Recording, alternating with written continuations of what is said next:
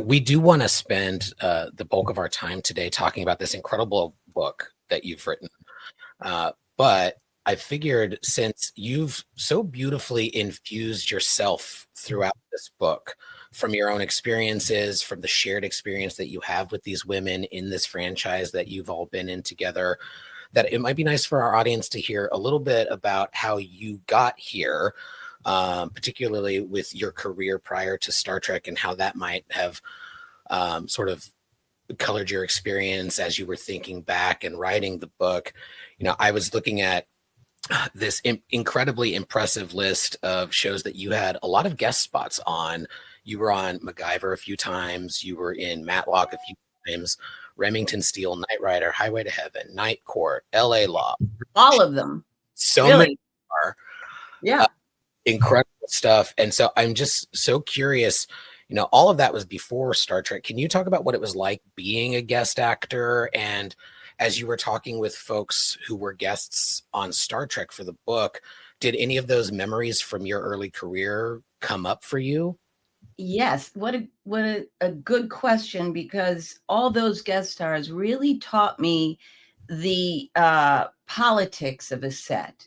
The fact that number one and number two really have a huge impact on the atmosphere, the culture. They set the tone.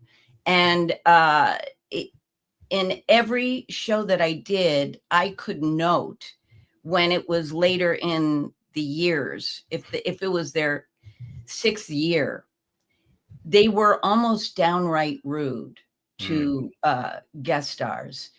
Earlier on, they were more enthusiastic, and I realized the exhaustion that happened when people were doing 26 episodes a season. It's a lot. It's really a lot, and the hours are tough.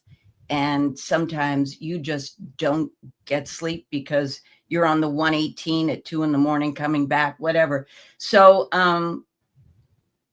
it taught me having the visceral feeling of this hierarchy. I realized that if I was ever in that position to be a regular on a show, the hierarchical thing between regulars and guest stars would be shattered as much as I could possibly do it. And that I would always, no matter what the exhaustion was, a priority was making someone who, and especially coming on Star Trek, it's a particular tone that's almost Shakespearean, but not Shakespearean. It's dialogue, like in Duet. Harris Yulin dealt with monologue after monologue. No one was doing that in TV at that time, really. So it was the makeup that they had to fight. So I was very sensitive to being welcoming and helping people understand the dynamics of what was going on and making them feel as secure, because you can't be creative if you don't feel safe.